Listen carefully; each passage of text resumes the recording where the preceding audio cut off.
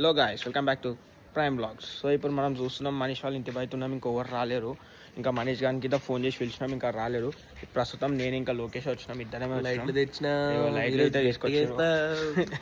ఇంకా మనీష్ గారు ఇంకేం రాలేరు, సపోర్ట్ చేస్తలేరు. ఇప్పుడు మనం మన ఇంటికి పోవడం చూసాం. ఇగో గేట్ గీత మనమే తెడుస్తున్నాం, మరి ఇంకా రాలేదు. వచ్చింది చూడండి. హ్యాపీ సంక్రాంతి. బిల్డింగ్ మీద కోతున్నాం. మనోడు చాలా రిచ్ కిడ్ మనీష్ గారు. సో టూబ్లెక్స్తుంది మనకి.